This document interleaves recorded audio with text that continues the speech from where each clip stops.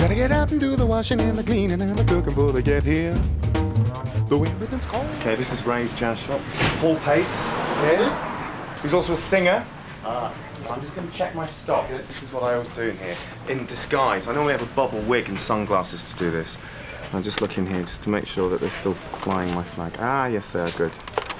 So that's that. And look at this wall. It's amazing, isn't it? Complaining the depths of those risers. Then you know you should be up and around. The confidence around you seducing you. When I first came to London, I was absolutely terrified because I felt really fish out of water. It was very alluring, and I used to wander around old Soho, where they had many more record shops than they do now, and it had a genuine charm to it. But I can only see that now in retrospect.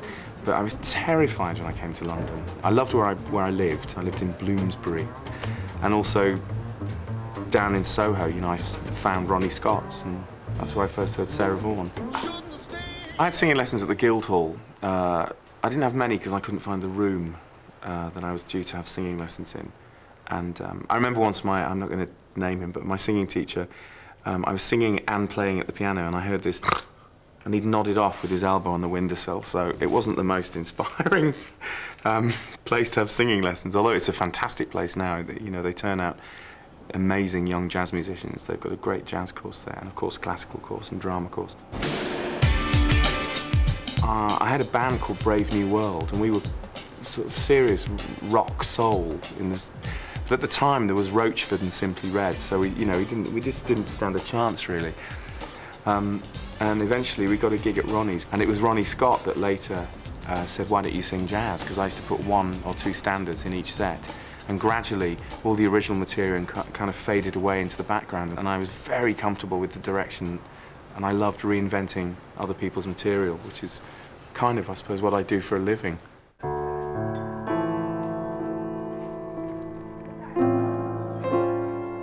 Lovely. Don't ask why stars still find the time to be seen.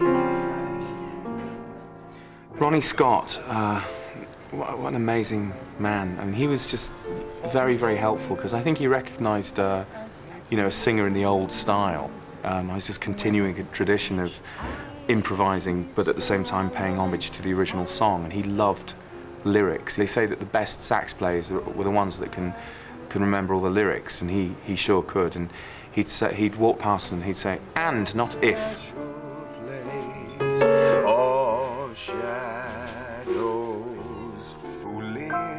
He was a massive, massive influence, but I was terrified of him as well, because I was very young. I mean, I was 24, 25.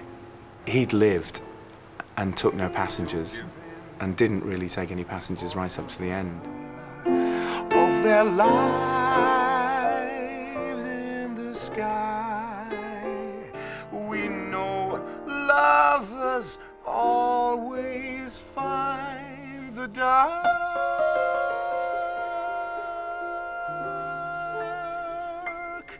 Don't ask why, my love. Don't cry, my love. Stay.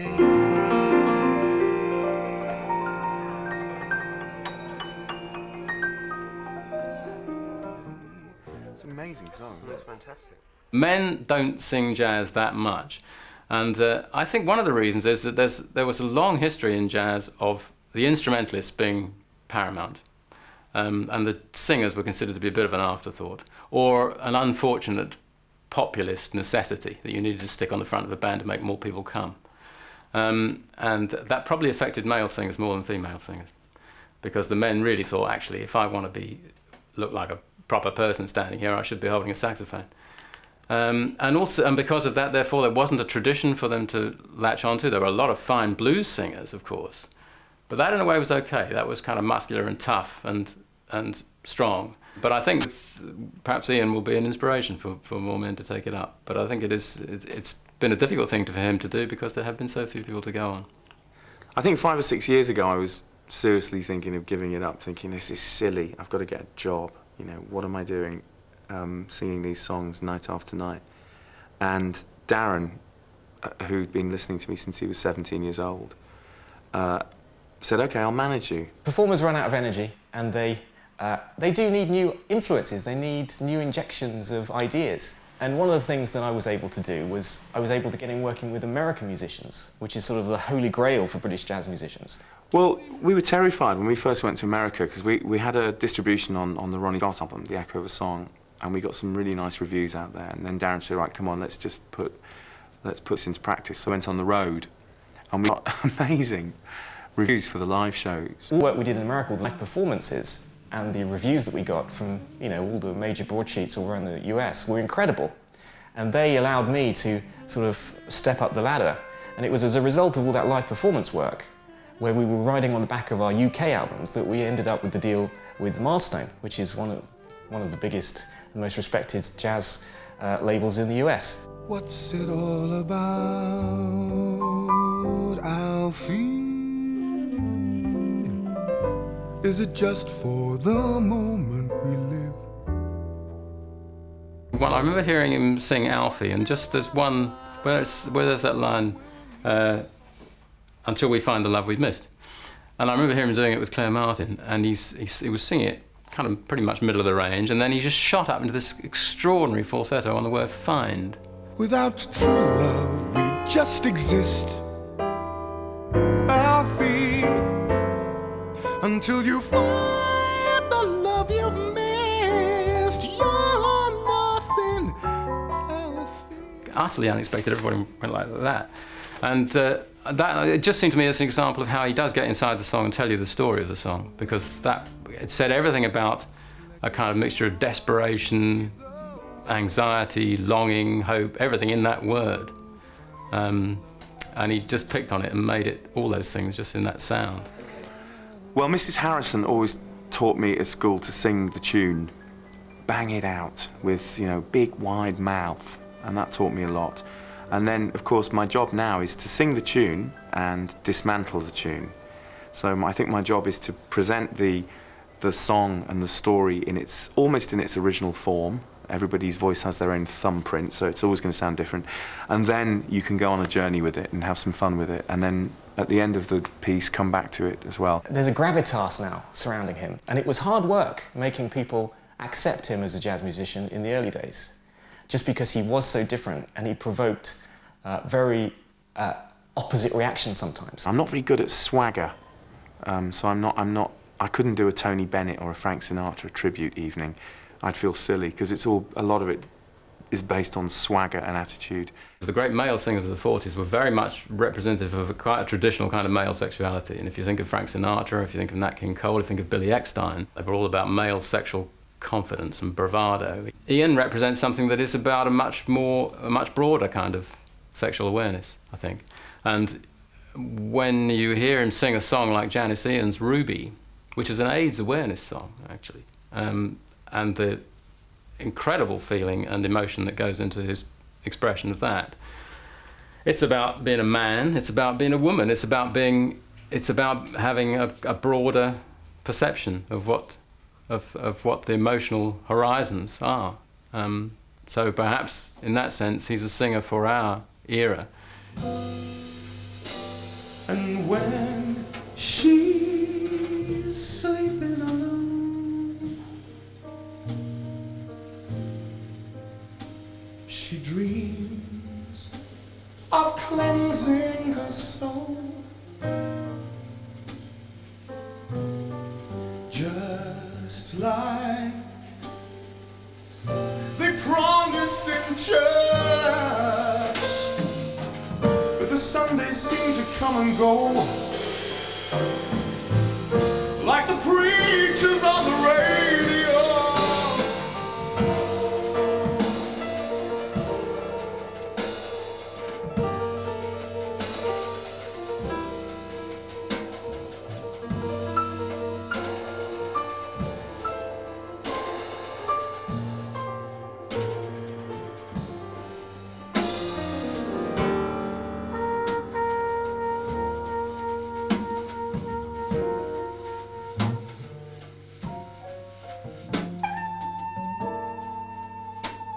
I think you have to tell stories with songs, because at the end of the day, the person in the street, if they don't want to understand the music, then at least there is the lyric, and more often than not those lyrics are very beautifully crafted, especially something like Ruby. What a great story, you know, and at the end you realise how terrible it must have been for her, and oh well, that's life, you know. So I mean, the stories for me are absolutely paramount.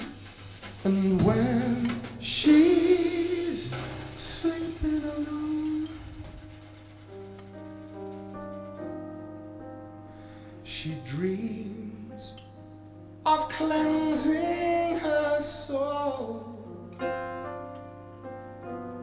just like they promised in church. But the Sundays seem to come and go, like the preachers on the radio. Some sell their bodies for dimes,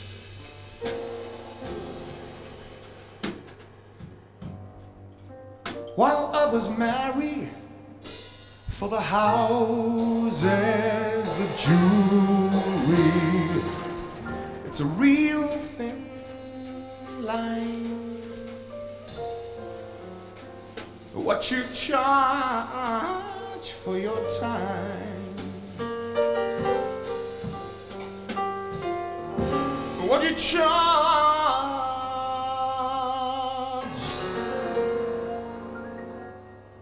for your time.